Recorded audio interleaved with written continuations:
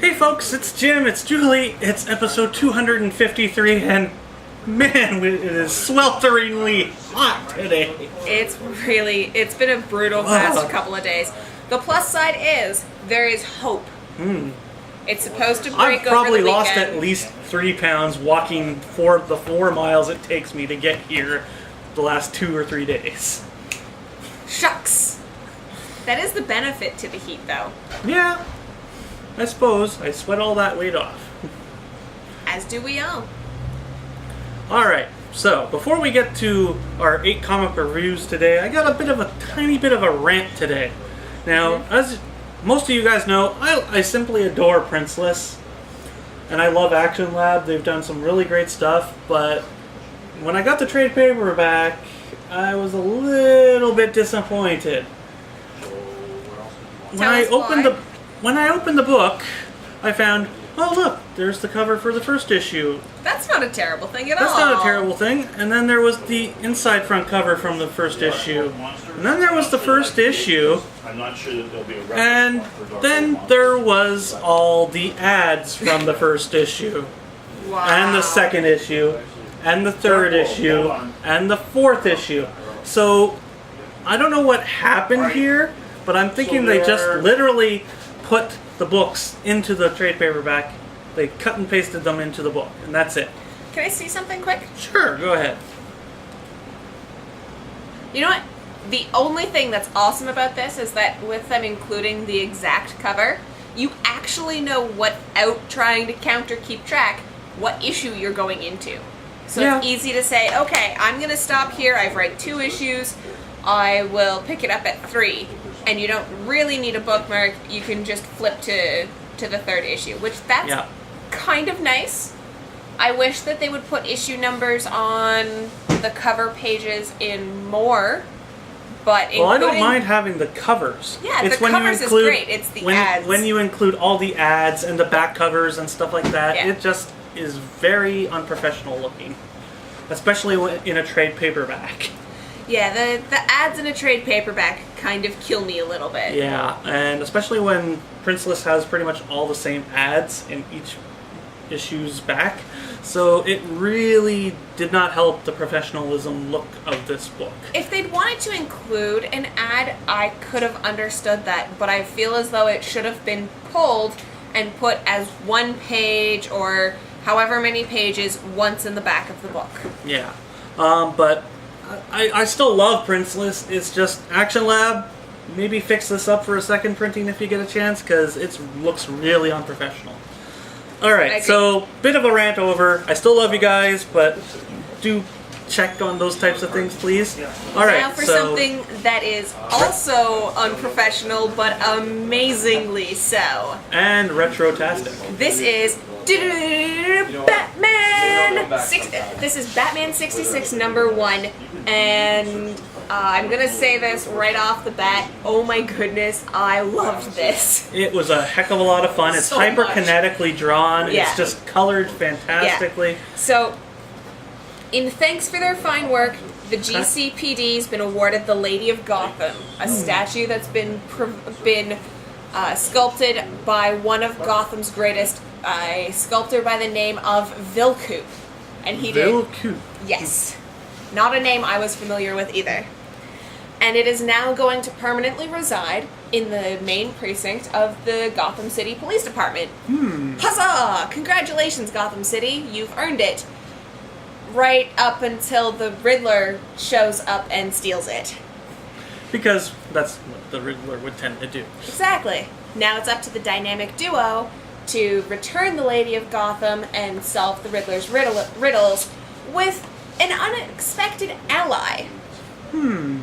So, for everybody who watched Batman 66, whether you watched it the original between 66 and 68, or, like me, watched it every afternoon after school, this is the television show that yeah. you knew and loved in a comic form. It really does get the characteristics of the characters down, and they do really It resembles... like Batman the resembles characters. Adam West. Yeah. It's amazing. And they've even got some of the speech patterns kind of Yes. down in the comic, which is really nice. When you read this, you can very easily hear Adam West and Burt Ward without any problems. Everything is so easy to picture, and they really, really hit the nail on the head in this recreation, or this adaptation, I should say, for Continuation. comics. That works too. Yeah. Same sort of thing with the pow, bam. You don't actually see any violence. You only see the after effects. Which is awesome. And they use amazing colors. I need to find an old pair of 3D glasses to see if it's actually 3D or if it just looks like it. It kind of does look like it might be. It looks like it could very easily be 3D. So guys, go out, ask your local comic shop about getting a copy of Batman 66. If It's you're a on heck of a lot of fun. Yeah, if you're on a subscription service, add it to your pull list. It's so good. So good. Alright. Next up, we have Ghosted, #1. And this one came out last week. We have Jackson T. Winters as one of the greatest criminals ever. But now he's rotting in jail. So...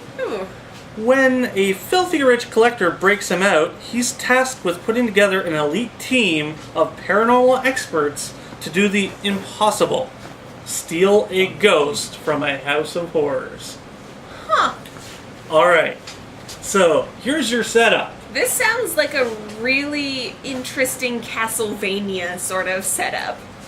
I will compare it with what my friend said last night after reading it a bit. It's Ocean's 11 meets Ghost Hunters. And it is great. That's awesome. This has some great characters, and you have all the archetypes of the paranormal research type characters and whatnot. And of course the criminal mastermind and the old guy who's pretty much collecting everything paranormal, and he just wants to steal a ghost. Well, add a ghost to his collection. So, yeah. So, I really enjoyed this. This was a heck of a lot of fun, and it's got some really interesting characters and character dynamics between them. So, I highly recommend it. Check it out if you get a chance. It's another one of those Image #1s that's just too good not to read. Huzzah! Woohoo! Alright, next up for me is Star Wars Dark Times, A Spark Remains #1. And this is another mini-series from Star Wars. I think this is a 5-issue, though don't quote me on it. And in this one, a group of rebels, not the group of rebels, a group of rebels, just for clarity's sake. They have formulated a plan for the destruction of the Empire. Woohoo! It involves crippling the Empire by taking out one of its legs. Namely, that leg would be Darth Vader. Wow. I mean, he's already lost his legs and his arms, and Ooh. so just taking it again would probably not do much. Yeah. They'll just rebuild him. It's okay. Yeah. The only way to kill him is take his head, and his son kind of, well, yeah. Kind of helped with that. Yeah. So, all that's missing from this plan is, something simple, something basic. Everybody's got a few laying around. They just need a couple of Jedis. It's not as though Vader has made it his personal vendetta to kill all of the Jedis. No. Of course not. Just a couple Jedi. Just a couple little tiny Padawans here and there. Exactly. So, will the rebels be able to capture or kill Darth Vader? Will they be able to attain the freedom that they so rightfully deserve? I don't think so. Spoiler alert, but A New Hope is going to suggest not. However, in this you get to follow how they try to. And there are some really cool characters that I haven't come across before, including a giant Catman, which is really neat. If you play Magic the Gathering, he really reminds me of a Johnny. Okay. So, This was an interesting story. Unfortunately, I'm not very up on the Dark Times run. There's been a lot of backstory. However, they've done a good job of giving us just enough so that while you know you're missing something, you don't feel lost.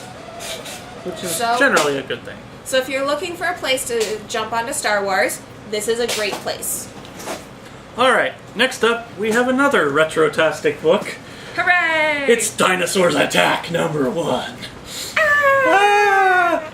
It's terrible! It's terrible lizards! The terrible thunder lizards? Yes, Yeah. terrible thunder lizards. Alright, and in this one, on the space station Prometheus, oh, this is already starting off bad. Wait, I thought you said dinosaurs attack, not aliens attack. Let me get to it!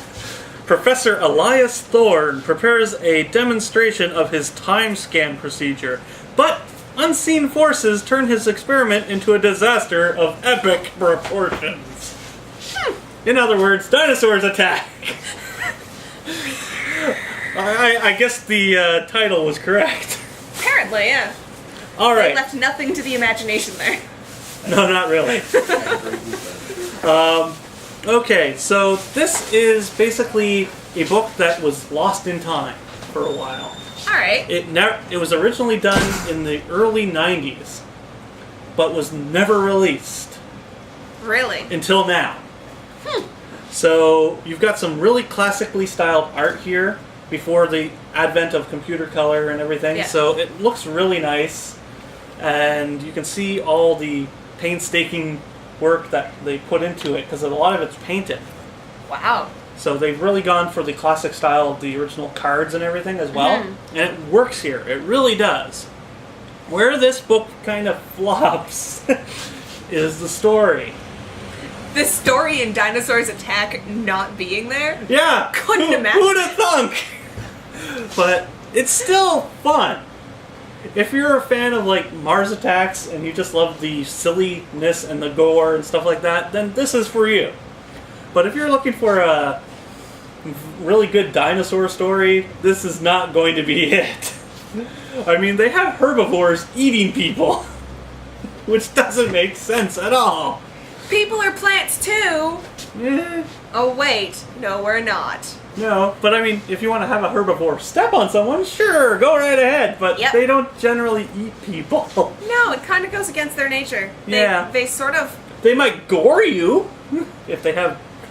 Yeah, they could poke you and stab you and beat you to death. Yeah, or Step roll on you, etc. But they bash you with their head or tail. Yeah, they won't generally eat you though. No. So this one, I still had fun with it. It's still a good laugh. There's some really gory scenes in here, but unless you are a fan of Mars Attacks or anything in that vein, you're probably not going to enjoy this too much. But if you are and you wanted to see something that was lost in time and finally come to the present, then check this out. It's still fun, just not perfect. Alright. Next up for me is Sheltered, a Pre-Apocalyptic Tale, #1. Aha! You said apocalyptic. A pre-apocalyptic. So Ooh. that's what got me about this, was the specification that it's pre-apocalyptic. I'm used to seeing post-apocalyptic stuff. Yeah. I've become a little desensitized to it now. But telling us the story before, I like that. So, Safe Haven is a community of preparationalists. Let's call them preparationalists. Basically, this group of people has gotten together and they work together as a team to prepare for any eventuality.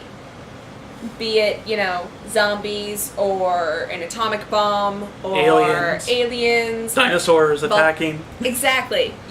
You follow? They're trying to be ready for anything. So they've got a trailer park and they have dug bunkers into the ground and they've fully stocked them. I don't think they're thinking this out if they have a trailer park. The bunkers are the Did they say where this trailer park is? No. Because if it's in tornado zone, that's not a great place to be. But the bunkers are the important part. So they have approximately enough for their entire community to be able to live underground for a year and a half. They've got enough food and water to last. And they're just sort of working towards the eventuality. The problem comes in when late one night there's a perimeter breach and one of their members is shot. So, thankfully, because they're preparationalists, they're prepared. The women and children go to bunkers, the men grab their guns, and, go to hunt whatever mysterious government force is invading them. What they're not prepared for, though, is exactly who the invading force is. Dun, dun, dun, dun, dun. So, I liked this. I know there was a lot of preamble there, but I had to set a tone. Yep. It's a really good book. It was slow to start with. And I'm not quite sure where they're going with it, but I'm intrigued.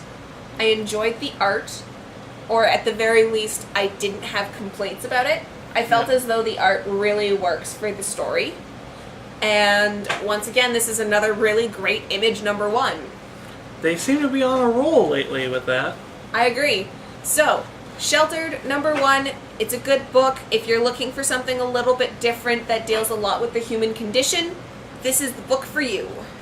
Alright, next up, we have Red Sonja, number 1. What volume Red Sonja is this? Probably like volume 8. Wow. Something like that, probably. Alright. 1 second. Maybe it'll say. Volume 2? That's impossible. That's impossible. Alright, but anyway, in this one, Sonia pays back a blood debt owed to the one man that has gained her respect, even if it means leading a doomed army to their deaths. Oh, and all in a chainmail bikini. Yep, and she's very comfortable with that. I guess that's just how she rolls. Yeah, it's just what she wears. And where this book really shines, though, is Gail Simone's writing. I haven't read it, so I can't comment.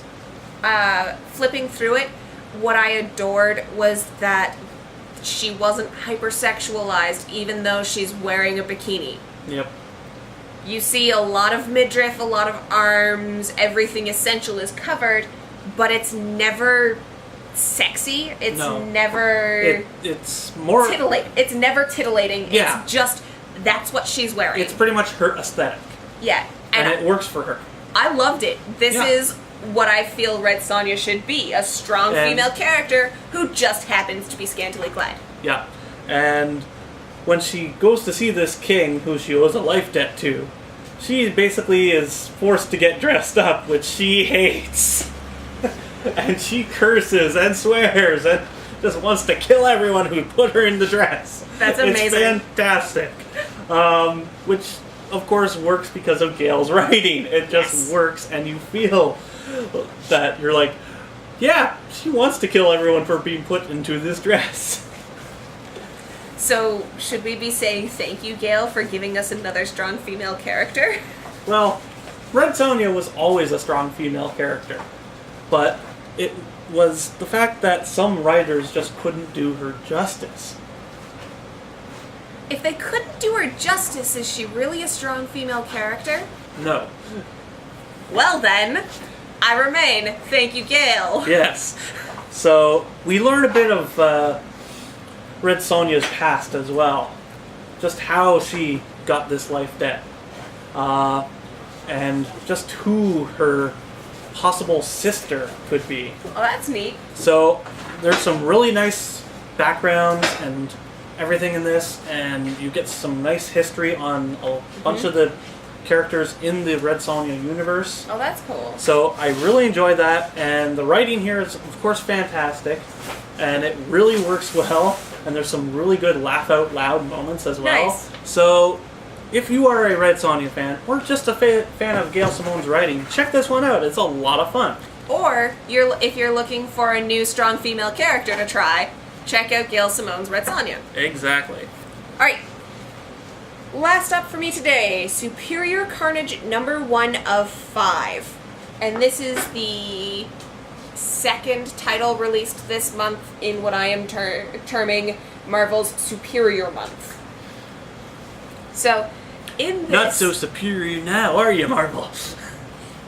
In this book, the governor, the governor of a state, they don't actually say which one, but the governor of a state has... Well, as long as it's not the former governor of California. The governator? Yes. Get the Spider-Man and get him out of my city now! So, the governor's decided that to fix the overcrowding problem in prisons, he's going to put some of the prisoners into the maximum security supervillain prison. Because, you know... Nothing can possibly go wrong! Exactly. And everything's fine. He's running a 60-day trial before it goes to vote with the state. And everything seems good. They have one small incident which appears to be a breakout, but they've drilled well. Everything is executed on time, properly. No inmates have escaped. Everything is right and perfect. They can't see a problem happening. And then problems happen. Well, not really. Huh. Not quite. So everything's good, sunny, golden, and they bring Carnage back to the prison after he's been pummeled by the Scarlet Spider and essentially lobotomized, making him, you know, harmless. Right? Wrong! He's harmless right up until the wizard decides to set him free. The only thing that happens afterwards is superior carnage. And it's bloody. So that's why they called it Superior Carnage. Yes. It's bloody. If you guys want to see Carnage on a rampage, this is a good book for you to pick up. Especially if you enjoyed Minimum and Maximum Carnage. Yes. This is the next one after Minimum Carnage. And it's, even in issue 1, it's bloody already. So, if you're a big fan of Carnage, or you're looking for a place to come in to learning more about Carnage, this is a really great mini-series to pick up. Whatever you do, though, don't play the Maximum Carnage video game. It's terrible. It's terribly awesome. It's terrible. Alright, so last up today we have Dawn, the Swordmaster's daughter, which is a one-shot. In this one, a young Dawn helps to inspire Darien to become a master swordsman by being able to outsmart his master. Alright, there's not much else to the story. It's a pretty simple story. Yeah, pretty much. That's pretty much it. Right. It's just him on a boat trying to get back to Dawn in New York, retelling the story of how he kind of met her as a child and became a swordmaster. That's pretty much it. Does he have his flippy floppies on his boat? No. Ah, how unfortunate. Yes. But he's on a boat, so. Don't you ever forget it. Alright. So, this is okay. I'm okay with Linsner's stuff. He's got a beautiful style and everything, and it really works well. But his writing lately has just been pretty meh at best. And I can't really get into the series anymore due to it. That's unfortunate. So I can't really recommend it unless you're a hardcore Dawn fan who just has to have everything. Because it pretty much leads into the new Dawn series that is coming next year. Oh, cool. That's really neat. Unless you're a hardcore Dawn fan, then I don't highly recommend it. But if you are a hardcore Dawn fan, then sure, check it out. But I just can't highly recommend it, and it's just not up to his usual standards. Alright, so that brings us to the close of another exciting episode. Stay with us next week. Same bat time. Well, you guys know the rest. Same bat channel, I suppose. I suppose.